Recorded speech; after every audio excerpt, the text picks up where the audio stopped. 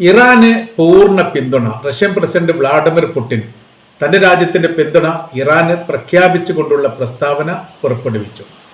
ഇസ്രായേലിന്റെ ആക്രമണത്തോടനുബന്ധിച്ച് ശക്തമായിരിക്കുന്ന പ്രതിഷേധം, ഇസ്രായേൽ നടത്തിയ ഭീകരമായിരിക്കുന്ന ആക്രമണവുമായിട്ട് ബന്ധപ്പെട്ട കാര്യത്തെക്കുറിച്ച് ആദ്യം പ്രതികരിച്ചതും റഷ്യയുടെ പ്രസിഡന്റ് പുടിനായിരുന്നു.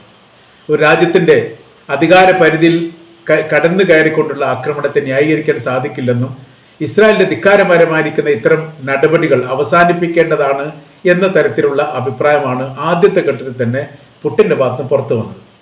പിന്നീടാണ് ഇന്നലെ തങ്ങൾ ഇറാനെ പൂർണ്ണമായി പിന്തുണക്കുന്നു എന്നുള്ളതും പൂർണ്ണമായിരിക്കുന്ന സംരക്ഷണം അവർക്ക് നൽകാൻ വേണ്ട നടപടികൾ റഷ്യയുടെ ഭാഗത്തുനിന്ന് ഉണ്ടാകും എന്നൊരു പ്രസ്താവന പുറത്തു വന്നത്.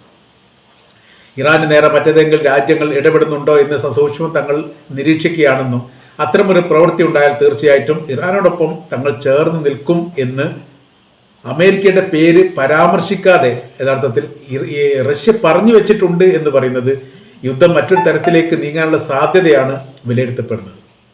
അദ്ദേഹം പറഞ്ഞ ഇങ്ങനെയാണ്: പ്രതിരോധവുമായിട്ട് ബന്ധപ്പെട്ട എല്ലാവിധ സഹായങ്ങളും റഷ്യ ഇറാന് വേണ്ടി ചെയ്തു നൽകും. ഇപ്പൊ തന്നെ ഹൈപ്പർസോണിക് മിസൈലിനൊക്കെ പ്രതിരോധിക്കുന്ന വലിയ സംവിധാന കാര്യങ്ങളൊക്കെ റഷ്യയുടെ ഭാഗത്തുണ്ട്. S-500 അതിനെ കുറിച്ചിട്ട് അദ്ദേഹം പറയുന്നുണ്ട്. S-500, S-400, A-235 ഇത്തരം പ്രതിരോധ സംവിധാനങ്ങൾ എല്ലാം വേണ്ടി വന്നാൽ തങ്ങൾ ഇറാന് നൽകുന്നതാണ്. ആയുധപരമായിരിക്കുന്ന സംഭവങ്ങളും അതോടൊപ്പം തന്നെ യുദ്ധവിമാനമടക്കുന്ന സംവിധാനങ്ങളെല്ലാം റഷ്യ ഇറാനുമായിട്ട് സഹകരിച്ചു കൊണ്ട് പ്രവർത്തിപ്പിക്കാൻ വേണ്ടി തീരുമാനിച്ചിരിക്കുന്നു എന്ന തരത്തിലാണ്. എന്നാൽ ഇപ്പോൾ അതിനൊന്നും ആവശ്യമില്ലെന്നും ഇസ്രായേലിന് ഇപ്പോൾ ശക്തമായ രീതിയിൽ ഇറാൻ നേരിട്ട് കൊണ്ടിരിക്കുകയാണ്. അവർക്ക് തീർച്ചയായിട്ടും ഇസ്രായേലിന്റെ മേൽ ആധിപത്യം ഉണ്ടാക്കാൻ വേണ്ടി സാധിക്കും. അതിൻ്റെ കാര്യം ഇറാനല്ല ആക്രമണം നടത്തിയത്, ഇസ്രായേലാണ്. ഇസ്രായേൽ ഇറാൻ ആക്രമിച്ചതിനുള്ള തിരിച്ചടി തീർച്ചയായിട്ടും അവരുടെ അവകാശത്തിന്റെ ഭാഗമാണ്.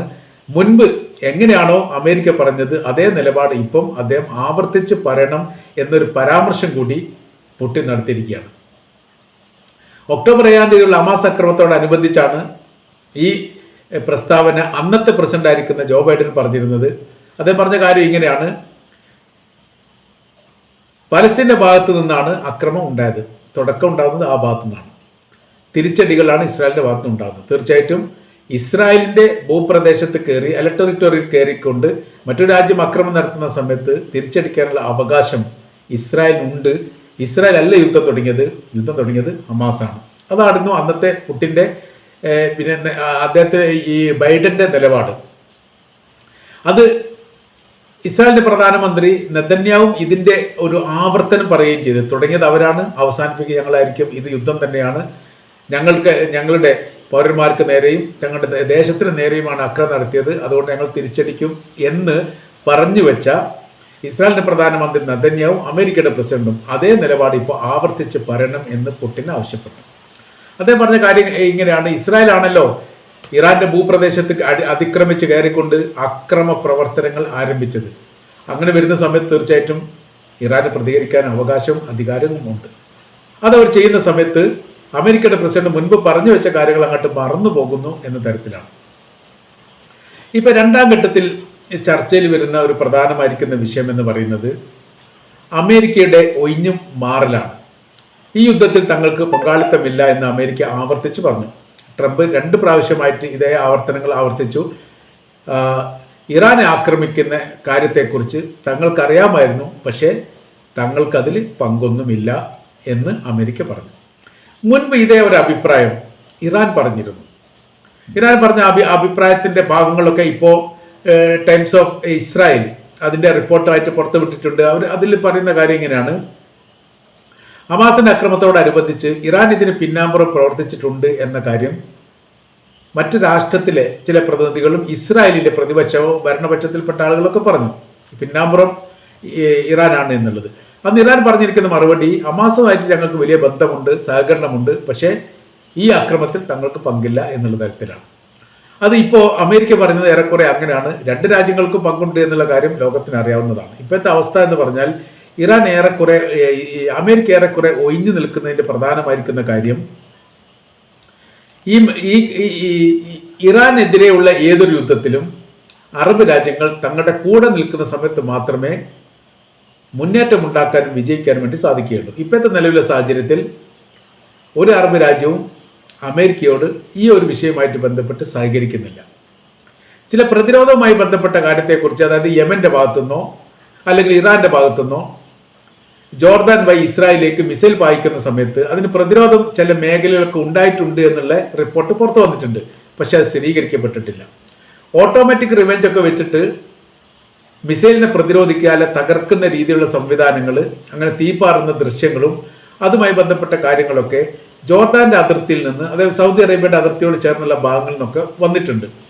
പക്ഷെ അത് ഏത് രീതിയിലാണ് എന്നുള്ളതിനെ കുറിച്ചുള്ള ഒരു വിവരം പുറത്തു വന്നിട്ടില്ല. ഇത്തരമൊരു പ്രതിരോധ സംവിധാനങ്ങളും തകർച്ചയും ജോർദാന്റെ ഭൂപ്രദേശത്ത് വെച്ച് ഉണ്ടായിട്ടുണ്ട് എന്ന് ഇറാൻ പരാതി പറഞ്ഞിട്ടില്ല. അതുകൊണ്ട് ആ വിഷയത്തെക്കുറിച്ചുള്ള ഒരു ചർച്ചാ കാര്യങ്ങളൊന്നും യഥാർത്ഥത്തിൽ ഇപ്പം നടക്കുന്നില്ല എന്നുള്ളത് യാഥാർത്ഥ്യം. ഇപ്പൊ ചെങ്കടലിലെ വിഷയവുമായിട്ട് ബന്ധപ്പെട്ടതാണ് പ്രധാനമായ രീതിയിൽ അമേരിക്കയെ വേദനിപ്പിച്ചിരിക്കുന്ന കാര്യം. ഈ ഒരു വിഷയത്തിൽ ഒരു അറബ് രാജ്യവും തങ്ങളോടൊപ്പം സഹകരിച്ചിട്ടില്ല. ചെങ്കടലിലെ അതിർത്തി പങ്കിടുന്ന പല രാഷ്ട്രങ്ങളുമായിട്ട് തങ്ങൾ നേരിട്ട് കൊണ്ട് തന്നെ ചർച്ച നടത്തുകയും ഈ വിഷയത്തിൽ യമനെ ഒതുക്കാൻ വേണ്ടിയിട്ട് തങ്ങളോടൊപ്പം സഹകരിച്ച് നിൽക്കണമെന്ന് പറഞ്ഞിട്ട് ഒരു രാജ്യവും നിന്നിട്ടില്ല എന്ന് പറയുന്നത് അത് യമനോടോ അല്ലെങ്കിൽ അത്ര പ്രോക്സി വിഭാഗത്തോടോ ഉള്ള താല്പര്യം കൊണ്ടല്ല. പകരം ഇവിടെ നടക്കുന്ന യുദ്ധം പാലസ്തീന്റെ സ്വാതന്ത്ര്യത്തിന് വേണ്ടിയിട്ടുള്ള യുദ്ധമാണ്. ആ യുദ്ധത്തോടനുബന്ധിച്ച് അതിന് അനുഭാവം തങ്ങൾ നൽകിയിട്ടില്ലെങ്കിൽ പിന്നെ ഇസ്രായേലിനെ അനുകൂലിക്കുന്ന രീതിയിലേക്ക് കാര്യങ്ങൾ പോകും. അതുകൊണ്ട് തങ്ങൾക്ക് യോജിപ്പില്ല. അതുകൊണ്ട് എന്ത് ചെയ്യുന്നു? തങ്ങൾ അമേരിക്കയുടെ ഈ നയനിലപാടിനെ എതിർക്കുന്നു എന്നുള്ളതാണ് ഇപ്പോഴത്തെ വിഷയം എന്ന് പറയുന്നത്. അറബ് രാജ്യങ്ങൾ ഇതിനോട് സഹകരിച്ചിട്ടില്ലെങ്കിൽ പിന്നെ അറേബ്യൻ രാജ്യങ്ങളിൽ നിന്ന് ഒരിക്കലും ഇറാൻ ആക്രമിക്കാൻ വേണ്ടി അമേരിക്കക്ക് സാധിക്കില്ല. അത്തരം ഒരു സംഭവം ഉണ്ടായാൽ ഈ മേഖലയിൽ നിന്ന് ഏറെക്കുറെ അമേരിക്ക അപ്രത്യക്ഷമാകുന്ന ഒരു സാഹചര്യത്തിലേക്ക് കാര്യങ്ങൾ എത്തും എന്നൊരു പേടി യഥാർത്ഥത്തിൽ അമേരിക്കക്കുണ്ട്. അതവർ പറയുകയും ചെയ്തു. ഏറ്റവും എളുപ്പമുള്ള യുദ്ധം നടത്താൻ, അത് ഇറാനുമായിട്ട് ബന്ധപ്പെട്ട് ഏറ്റവും എളുപ്പത്തിൽ യുദ്ധം നടത്താൻ വേണ്ടി സാധിക്കുന്നത് അറബ് രാജ്യങ്ങളിൽ നിന്നാണ്. ഇപ്പോൾ ഇറാഖിന്റെ അമേരിക്കയുടെ സൈനിക ബേസിൽ നിന്ന് ഇസ്രായേൽ ആക്രമണം നടത്തിയത് സ്ഥിരീകരിക്കപ്പെട്ടതാണ്. അതിന് ശക്തമായിരിക്കുന്ന തിരിച്ചടി ഇറാന്റെ പ്രോക്സി വിഭാഗം ഈ മേഖല കേന്ദ്രീകരിച്ചുകൊണ്ട് സൈനിക താവളത്തിന് നേരെ ആക്രമണം നടത്തി. അതോടുകൂടി ഈ മേഖലയിൽ നിന്ന് ശക്തമായിരിക്കുന്ന ഒരു ആക്രമണം നടത്തുക എന്നുള്ളത് അത്ര സുതാര്യമല്ലെന്ന് മനസ്സിലാക്കിയിട്ട് ആ മേഖലയിൽ നിന്ന് പിന്നീട് ആക്രമണം ഉണ്ടായിട്ടില്ല എന്ന റിപ്പോർട്ട് പുറത്തു വരുന്നു. അത് സ്ഥിരീകരിക്കപ്പെട്ട റിപ്പോർട്ടല്ല, അങ്ങനെ അഭിപ്രായങ്ങളായിട്ട് ചില മീഡിയകൾ കാണാൻ വേണ്ടി സാധിക്കുന്നു. അപ്പോൾ പിന്നെ സഹകരിക്കുക എന്ന് പറഞ്ഞാൽ ഇറാഖ് എന്ന് പറയുന്ന രാജ്യം ഒരിക്കലും ഇറാൻ ആക്രമിക്കാൻ വേണ്ടി അവരുടെ ഭൂപ്രദേശത്തിലുള്ള അമേരിക്കയുടെ സൈനിക താവളത്തിൽ നിന്ന് ആക്രമിക്കാൻ അനുമതി നൽകിയില്ല എന്നുള്ളത് ഉറപ്പാണ്. അറബ് രാജ്യത്തേക്ക് ഇങ്ങോട്ട് വരുന്ന സമയത്ത് പരമാവധി അറബ് രാജ്യങ്ങളെല്ലാം അമേരിക്കയുടെ സൈനിക ബേസ് ഉണ്ട്. ആ കാര്യത്തെക്കുറിച്ചുള്ള വിശദീകരിച്ച ഒരു വീഡിയോ നമ്മൾ കഴിഞ്ഞ ദിവസം ഇന്നലെ ഇറക്കിയതാണ്. അതിൽ പറയുന്നുണ്ട്. അപ്പോൾ ഈ ബേസിൽ നിന്ന് ആക്രമിക്കുക എന്നുള്ളത് അമേരിക്കയെ സംബന്ധിച്ചിടത്തോളം വലിയ താല്പര്യമുള്ള കാര്യമാണ്. പക്ഷെ ആരും അതിന് അനുമതി നൽകിയിട്ടില്ല എന്ന് പറയുമ്പോൾ അമേരിക്കയുമായിട്ട് ഇപ്പം തന്നെ ഏറെക്കുറെ അകന്ന് നിൽക്കുന്ന ഒരു സാഹചര്യം നിലനിൽക്കുമ്പോൾ വീണ്ടും അവരെ പ്രകോപിപ്പിക്കുന്ന തരത്തിലുള്ള ആക്രമണം നടത്താൻ അമേരിക്കയ്ക്ക് താല്പര്യമില്ല. അങ്ങനെ ഉണ്ടായിക്കഴിഞ്ഞാലുള്ള വിഷയം എന്ന് പറഞ്ഞാൽ ഈ മേഖലയിലേക്ക് പിന്നീട് റഷ്യയും ചൈനയും കയറാനുള്ള അവസരം പാത്തു നിൽക്കുകയാണ്. അങ്ങനെ കടന്നു കയറി കഴിഞ്ഞാലോ പിന്നീട് അവർ ഇട്ടു പോവുകയില്ല എന്നുള്ളത് യാഥാർത്ഥ്യമാണ്. ആ ഒരു ഭയത്താലാണ് യഥാർത്ഥത്തിൽ അമേരിക്ക ഇതിൽ നിന്ന് മാറി നിൽക്കുന്നത് എന്നുള്ള കാര്യം കൃത്യമാണ്. പിന്നെ ഇറാനെ സംബന്ധിച്ചിടത്തോളം ഇപ്പോഴത്തെ നിലവിൽ ഈ മേഖല കേന്ദ്രീകരിച്ച് ഏറ്റവും വലിയ സൈനിക ശക്തിയുള്ള ഒരു മുസ്ലിം രാജ്യമാണ് ഇറാൻ എന്ന് പറയുന്നത്. ആണവായുധമുള്ള രാജ്യവുമാണ്. അപ്പം നിഷേധിക്കുന്നുണ്ടെങ്കിലും അംഗീകരിക്കുന്നില്ലെങ്കിലും ലോകത്തിനറിയാം ഇറാന്റെ കൈവശത്തിൽ ആണവായുധമുണ്ട് എന്നുള്ളത്. മാത്രവുമല്ല അവരുടെ പേടി ഇത് മാത്രമല്ല, അവർ യുദ്ധം ചെയ്യാൻ താല്പര്യമുള്ളവരും യുദ്ധത്തിൽ വലിയ രീതിയിലുള്ള പരിജ്ഞാനമുള്ളവരുമാണ്. 8 വർഷത്തോളമാണ് ഇറാഖുമായിട്ട് യുദ്ധം ചെയ്തത്.